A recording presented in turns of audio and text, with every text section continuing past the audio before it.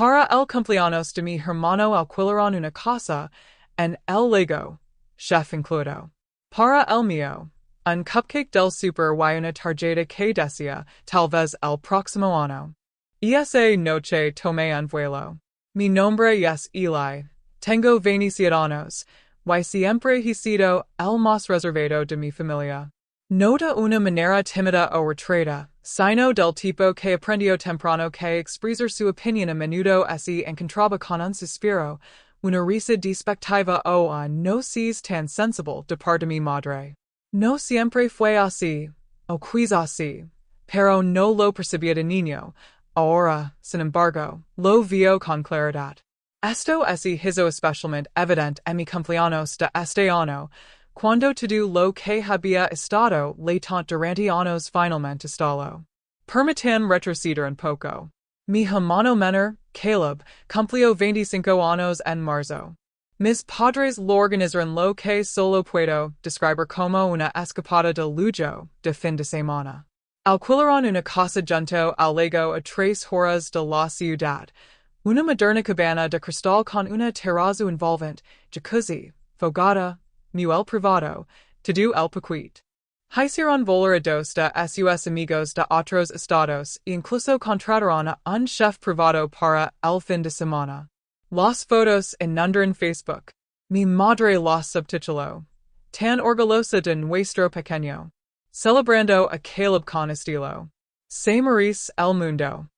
Había Tomás grupales brindando con champán, pescando, jugando póker, riendo alrededor de una fogata. Una foto era solo de Caleb con el pai de foto, un rey Maurice un castillo. No me gustaron las fotos. No comenté. En realidad, no dije nada, pero esa fue la primera vez que sentí esa punzada en el pecho.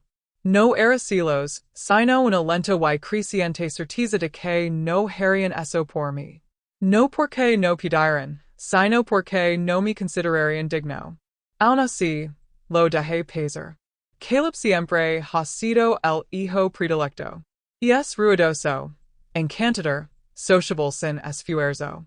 Yo fui el estudiante de sobresalientes, el que no causaba problemas, el que se quedaba hasta tarde estudiando en lugar de escaparse.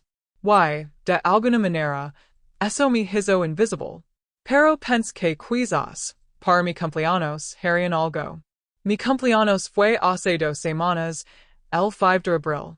Dejé el día libre por ese acaso. No hice planes con amigos. No reserve nada, yo mismo. No quería interferir con ninguna sorpresa, ¿saben? Alrededor de la 1 de la tarde, recibí un mensaje de texto de mi madre. Pasa por casa cuando estés libre hoy. Eso fue todo. En un signo de exclamación. En un feliz cumpleaños. Nada. Suspire, pero fui. Me dije a mí mismo que quizás solo estaba actuando con frialdad. Quizás estaban planeando algo pequeño pero sincero. Like alrededor de las 3 de la tarde. Caleb estaba en el sofá, navegando en su teléfono. Papa estaba en el patio trasero cortando el césped. Mamá estaba en la cocina, tarareando. Cuando me vio, sonrió como si acabara de parecer un martes cualquiera. Oh, hola Eli, dijo. Legaste. Me quedé en la entrada un momento. Sí, dijiste que para. Asincio. Así secó las manos con un pano de cocina y luego metió la mano en el refrigerador. Te compré una magdalena, dijo, colocándola sobre el mostrador. Era una de esas genéricas de supermercado, base de chocolate, glacito blanco, sin vela. Me entregó una tarjeta, un sobre blanco, liso y medio abierto. Dentro había un trozo de cartulina doblado que decía, quizás el próximo año, en letras metálicas. Eso fue todo. Sin mensaje personal. Sin broma. Solo eso. Caleb and I siquiera levantó la vista. Salt una pequeña risa, más por incredulidad que por humor. Eso es todo. Mi madre levantó las cejas. Disculpa? Esto es todo. Una Magdalena de supermercado, y una tarjeta que literalmente dice quizás el próximo año. Se recostó contra el mostrador, con los brazos cruzados. No seas tan sensible, Eli. Eres un adulto. Pensamos que no necesitabas tanto alboroto. Pero Caleb obtuvo un fin de semana completo, un chef, una cabana, una corona que decía, rey del cumpleaños. Bueno, Caleb ha estado pasando por un momento difícil, espido ella. Y es más festivo. Tu eres tan reservado. No pensemos que querías un gran jaleo. Mi cuidali, con la tarjeta flácida en la mano, la Magdalena empezando a sudar bajo las luces fluorescentes. Tenía la cara ardiendo, pero mi voz se mantuvo tranquila. No se trata de un gran jaleo, se trata de la diferencia.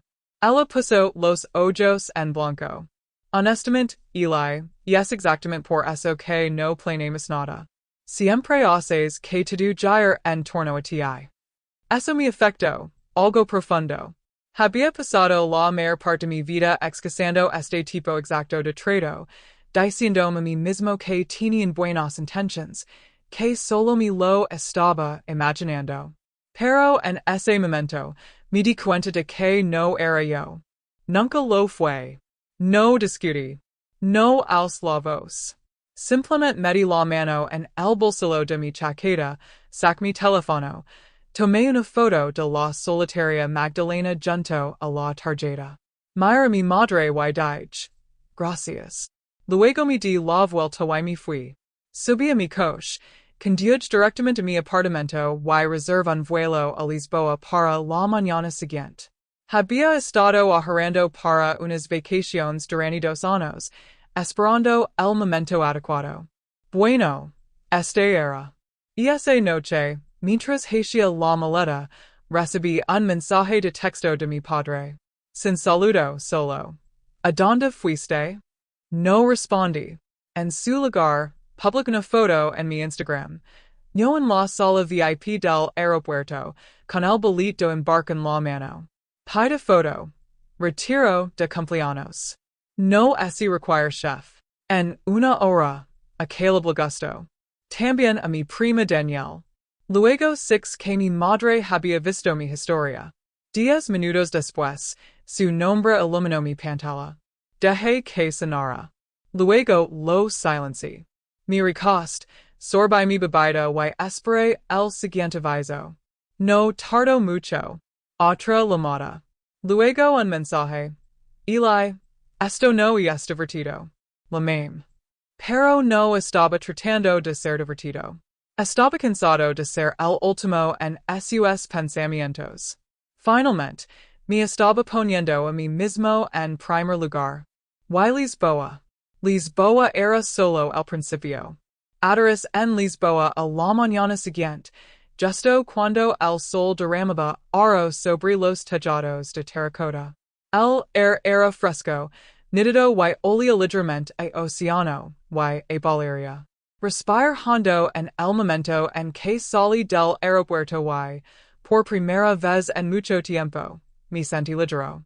No de una manera vacacional, sino como si un peso se hubiera levantado silenciosamente mi espalda, uno que ni siquiera sabía que había estado cargando durante la mayor parte de mi vida. Mi hotel era un lugar pequeño, escondido entre 2 edificios de color rosa desfedo en el barrio de Alfama. Tenía paredes torcidas, y un pequeño balcón con vistas a la ciudad. La cama crujía cuando me sentaba en ella. Los suelos eran viejos pero limpios, y se sentía como mío. Como si nadie aquí esperara nada de mí o decidiera quién era yo antes siquiera de hablar. No respondí a los mensajes de mis padres. En de inmediato, ni siquiera después de la cuarta llamada. Fue solo cuando publiqué una foto de un pastel de nata en mi historia, con la leyenda Dice uno de Reyes, que el tono de los mensajes cambió. Al principio fue confusión. ¿Estás en Portugal? ¿Es un viaje de trabajo? No lo dijiste a nadie que te ibas. Luego vino la culpa. Solo queríamos un día discreto. Caleb and I siquiera pidió todas esas cosas. Solo pensamos que las necesitaba. Se suponía que la tarjeta era una broma. Te lo estás tomando demasiado en serios. Pero el último mensaje de mi madre así me quedó grabado. Decía, siempre actúas como si te tratáramos horriblemente, pero nunca dices lo que realmente quieres. Quizás si hablaras más, las cosas serían diferentes. Fue entonces cuando me di cuenta de que ella no lo entendía. Nunca lo había hecho. No se trataba de que yo quisiera globos o una fiesta. No se trataba de celos. Se trataba de años de ser ignorado, minimizado y de que me dijeran que era demasiado calado o demasiado sensible cada vez que lo señalaba. Se trataba de que ellos se desvivían por Caleb mientras yo me conversa en un ruido de fondo que solo reconocen cuando les convenía o cuando dejaba de seguirles el juego. La segunda noche, me senté en un pequeño bar de fado, sorbiendo mi bebida mientras una mujer cantaba con lágrimas en la voz. Miré mi teléfono, con su voz inquietante y suave detrás de mí, y finalmente le envié un mensaje a mi padre. Fui a un lugar donde importaba. No obtuve respuesta de inmediato, pero al día siguiente recibí un mensaje de grupo. Era de Caleb. Decía, tío, ¿qué está pasando? Mamá está enloqueciendo. Cree que estás desapareciendo o algo así. Está llamando a todos los primos preguntando dónde estás. ¿Y por qué estás siendo tan dramático? Fue solo una Magdalena. Medora. Tampoco respondía ese. En su lugar, busqué en Airbnb y extendí mi estancia. 2 semanas más. Empieza a hacer listas de cosas que quería ver. Quizás incluso saltar a España. En I siquiera lo había dicho mi trabajo que estaría fuera tanto tiempo. Pero después de años de no usar mis días de vacaciones, me lo debían, y yo me lo debía a mí mismo.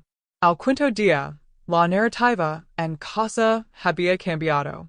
Mi tía me envió un mensaje de la nada. Hoy que estás en Europa. Bien por ti. Te mereces que te mimen un poco. Avisame si quieres que la familia te deje en paz.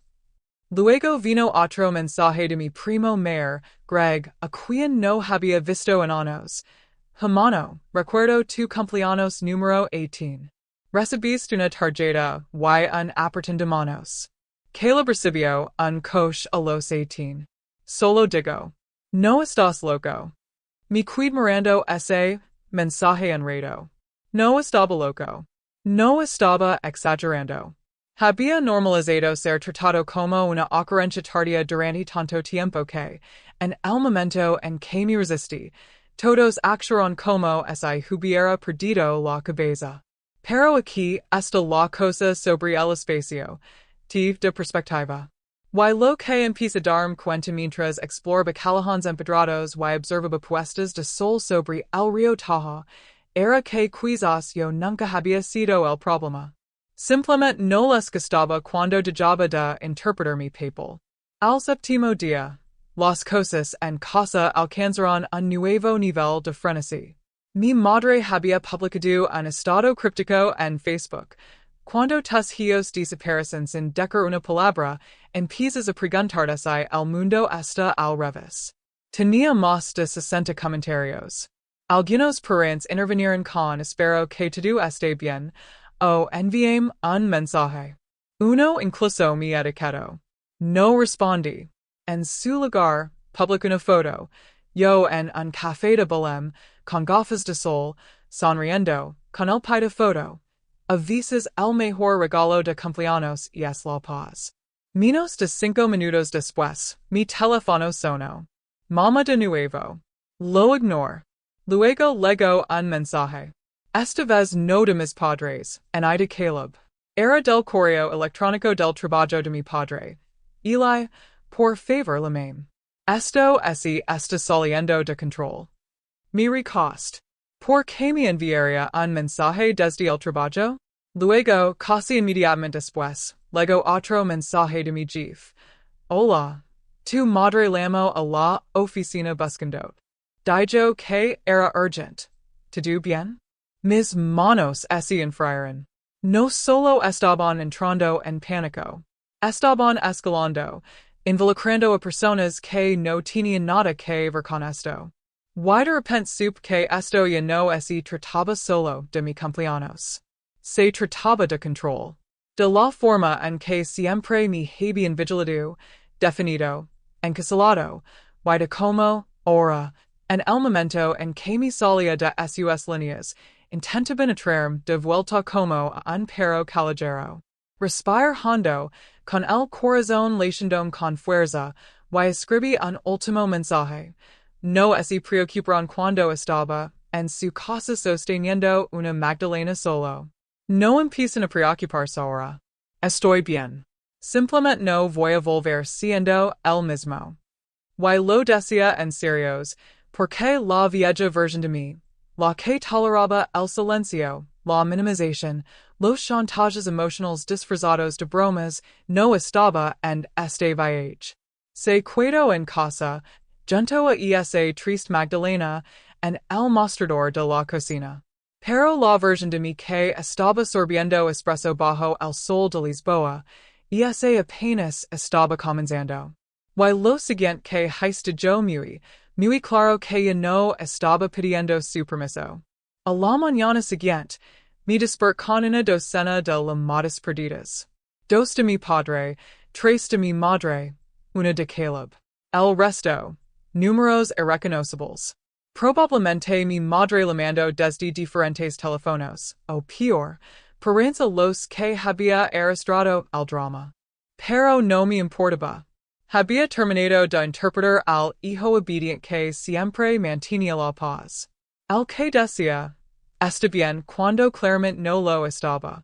No había a volver al mismo guion donde aparecía, era ignorado y, de alguna manera, terminaba siendo el que tenía que disculparse. Después de cepillarme los dientes, vaya a una pequeña panadería a la vuelta de la esquina de mi hotel. La mujer detrás del mostrador me saludó como hacía todas las mañanas, cálida, alegre, con una sonrisa genuina.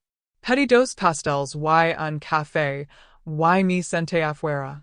El cielo era de un azul suave, vestido de nubes, y la calle de abajo empezaba déspota. Los lugarinos barrían sus portales, los niños caminaban a la escuela, un hombre vendía libros desde un carro de madera. Los observé con una extraña envidia. Estos extraños no sabían mi nombre, mi historia o de qué huía. Pero me trataban mejor que mi propia familia. Y esa realización me golpeó más fuerte de lo que esperaba. Esa tarde hice algo que nunca había hecho antes. Apagué mi teléfono por completo. No en silencio, no en no molestar. Lo apagué y lo dejé en la habitación del hotel. Luego caminé durante horas por callejones sinuosos y plazas abiertas, pasando por iglesias antiguas y murales vibrantes. Me perdí en algún lugar cerca de Barro Alto y tropez con una pequeña galería donde un hombre pintaba escenas de sus sueños. Dijo que tenía ojos tristes pero hombres fuertes. Miré y le dije que probablemente era lo más preciso que alguien me había dicho en todo el año. No pensé en mi madre, en mi padre, en la Magdalena, en Caleb y su fin de semana en la Casa del Lago. En su lugar, pensé en mí mismo, en quien era cuando no me encogía constantemente para encajar en el espacio que me permiten. Esa noche compré un diario. En la primera página escribí, no eres egoísta por elegir a ti mismo. En la segunda, solo lo llaman exageración cuando no les gusta la reacción. En la tercera página, enumera cada vez que me habían dejado de lado. Mi cumpleaños número 18. Lo olvidaron hasta la cena. Luego me dieron una tarjeta de gasolina de $20 mientras Caleb tuvo una fiesta con amigos y un pastel con forma de balón de fútbol. Mi graduación universitaria. Llegaron tarde y se fueron temprano para el partido de fútbol de Caleb, a pesar de que yo di el discurso de despedida. Navidad hace 2 años. Compré regalos bien pensados para todos. Caleb olvidó el mío por completo. Mama dijo. Estoy ocupado. No lo hagas sentir culpable. La lista continuó. No se trataba de los regalos. Era el patrón el mensaje. No eres la prioridad. En I siquiera te acercas. Al día siguiente, volví a encender mi teléfono. Explotó al instante. Una avalancha de mensajes de voz, llamadas perdidas y, sorprendentemente, capturas de pantalla.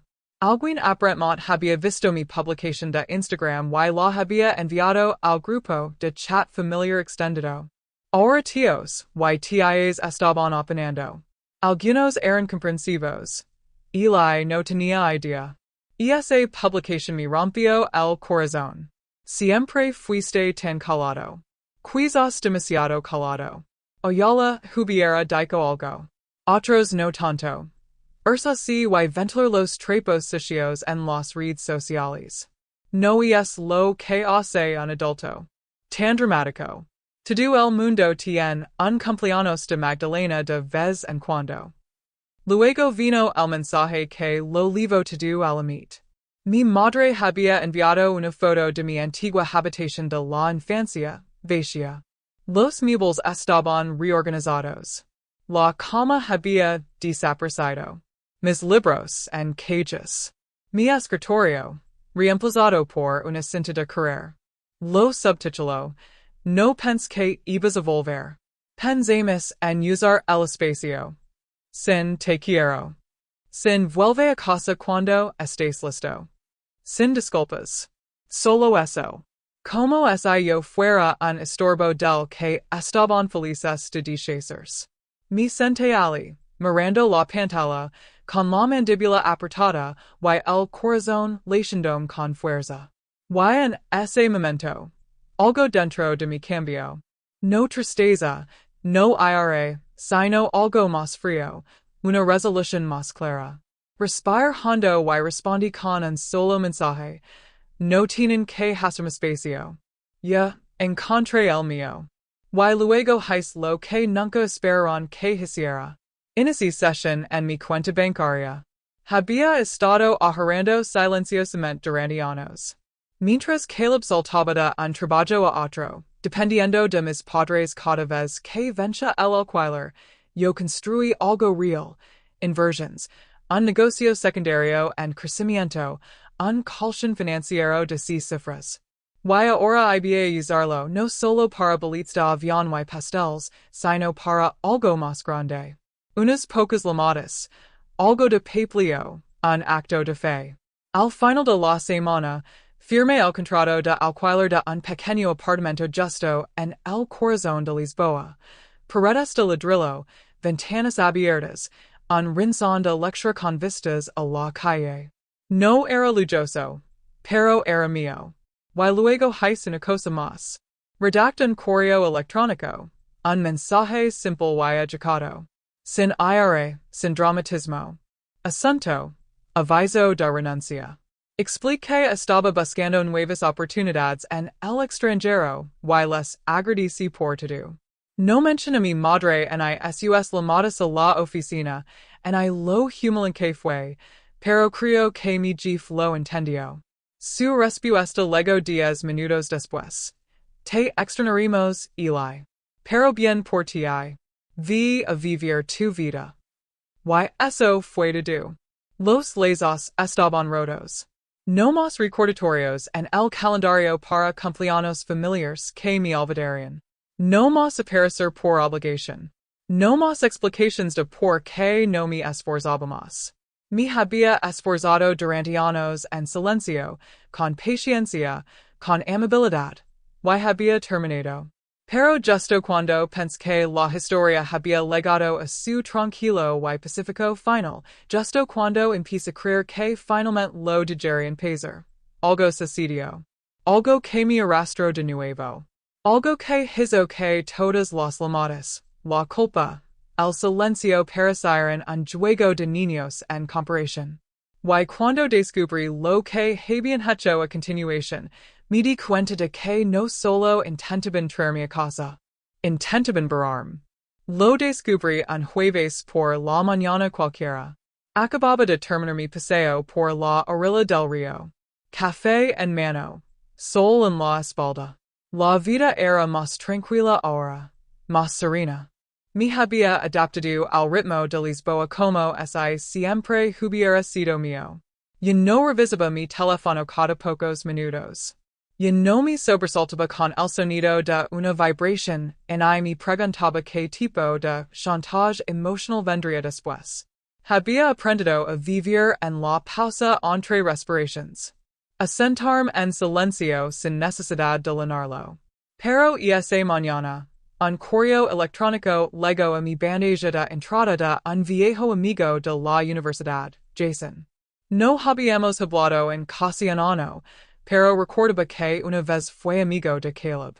El asunto era corto. Vi esto. Pensé que deberías saberlo. El correo solo tenía una frase. Tu hermano publicó esto. Adjunta había una captura de pantalla de una publicación de Facebook de Caleb. El pide foto decía. La familia no se trata de quien hay cuando las cosas se ponen difíciles. Se trata de quien se queda. Estoy orgulloso de estar aquí ayudando a mamá y papá a reconstruir después de la traición de Eli. Debajo había una foto, mi antigua habitación, pintada de un estoril tono beige. Las estanterías vacías.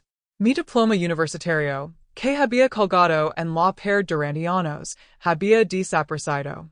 En su lugar, había una foto enmarcada de Caleb dando la mano a un empresario local. El pide foto debajo de esa imagen decía. Nuevos comienzos. Los comentarios eran peores. Tía Marissa. Tan orgullosa de ti por dar un paso al frente. Eli siempre fue diferente. La esposa de mi primo, Shamie, no pudo simplemente hablar con la familia. Desaparecer así. Inmaduro. Y luego el golpe de gracia de mi propia madre. A veces el hijo pródigo no regresa, pero el hijo que se queda construye el futuro. Mis manos se entumecieron. Le esa frase 5, 6, 7 veces.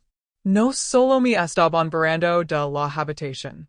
Estaban reescribiendo la historia. De repente, ya no era el calado y constante que mantenía la paz.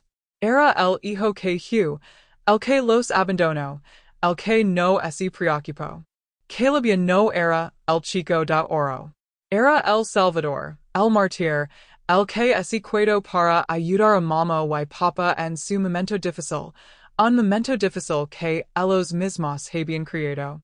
Pero esto es lo que más me golpeó, sabían que no me defendería públicamente.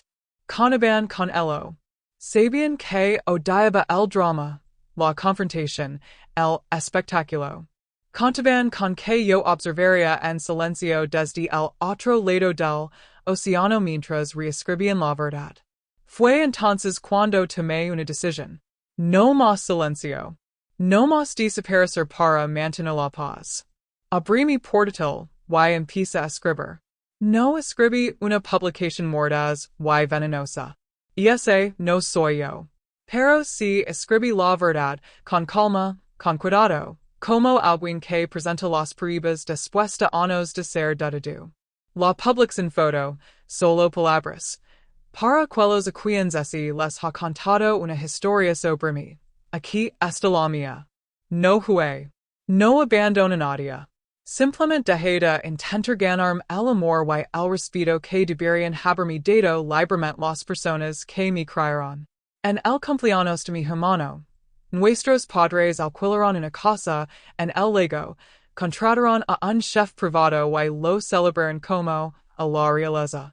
En el mío, recibí una única magdalena de supermercado y una tarjeta que decía, quizás el próximo año. Cuando expresé mi dolor, me dijeron que estaba siendo demasiado sensible. Tomé una foto del regalo. Me fui en silencio y reservé un vuelo a Lisboa. Esa decisión no fue una rabieta. Fue un limite. Durante años, interpret el papel que necesitaban, calado, servicial, de bajo mantenimiento. Observe cómo ese saltaban mis hitos, ese minimizaban mis logros y ese desestimaban mis sentimientos. Y aún así, me mantuve leal. Di el beneficio de la duda. Me present, hasta que me di cuenta de que presentarse para personas que nunca se presentan por ti no es noble. Es auto abandono. He recibido docenas de mensajes desde que me fui. Algunos amables, otros crueles. A los que dicen que debería haber hablado, lo hice muchas veces. Simplemente no importo hasta que deje de seguirles el juego. No necesito lástima. No necesito aplausos. Solo quiero que la verdad viva en algún lugar, intacta por los chantajes emocionales y las verdades medias. No jugué. Elegir la paz, y a veces elegir la paz significa alejarse de personas que se niegan a ver con claridad.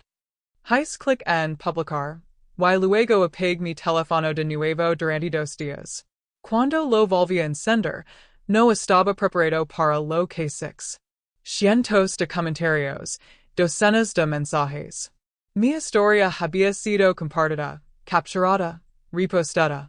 Gente, amigos, parientes lejanos, incluso extraños, estaban opinando. Esto me llegó al alma. Yo también he sido el hermano de fondo. Gracias por decir lo que tantos de nosotros no podemos. Por eso la negligencia emocional es tan difícil de explicar. Es invisible hasta que es innegable. Pero un mensaje así destacó. Era de Daniel, mi primo por parte padre. No habíamos hablado en años. Eli, siempre pensé que algo andaba mal con la forma en que te trataban. Simplemente no sabía cómo decirlo. Lo siento. Te veo y me alegro de que te hayas ido. Ese fue el comienzo. El comienzo de otras voces que se hicieron escuchar. No todos se pusieron de mi lado. Algunos redoblaron la apuesta. Mi madre, predeciblemente, publicó otro mensaje pasivo-agresivo. Algunas personas ventilan sus heridas en lugar de sanarlas. Caleb me envió un mensaje una vez. Felicidades por tu pequeño desfile de lástima. Siempre te encanto hacer la víctima. No respondí, porque no estaba interpretando nada. Había terminado de actuar, y la vida, en silencio, comenzó a llenarse de cosas reales. Me uní a un grupo de escritura en Lisboa. Conseguí un trabajo a tiempo parcial editando artículos en inglés para una revista de viajes. Volví a cocinar, algo que no había hecho desde la universidad. Hice amigos de verdad, que no sabían nada de Caleb, en de la Magdalena, en de la casa en la que solía vivir. Amigos que se reían de mis chistes, no de mí. Que me invitaban a salir sin esperar nada, que escuchaban cuando hablaba. Un mes después de que la publicación se volviera viral, recibí un correo electrónico de una editorial que la había visto y quería hablar sobre expandirla a unas memorias. Al principio no estaba seguro, pero luego recuerdo todos los mensajes que había recibido, personas que dicen que había puesto en palabras lo que ellos habían sentido durante años. Quizás mi historia no era solo mía. Quizás era un espejo para otros también. Y quizás, solo quizás, mi voz, una vez descartada como demasiado silenciosa, finalmente era lo suficientemente fuerte como para importar. Excepto el trato. Un año después, mi libro llegó a las estanterías en 10 pesos. Quizás el próximo año. Elegir de ti mismo cuando ellos nunca lo hicieron. La página de dedicatoria decía simplemente. Para los niños con magdalenas y tarjetas que siguieran esperando el próximo año. Tu paz no necesita su permiso. Mis padres nunca volvieron a contactarme. Caleb lo hizo una vez, me envió una captura de pantalla de la portada del libro y dijo, espero que la atención haya valido la pena.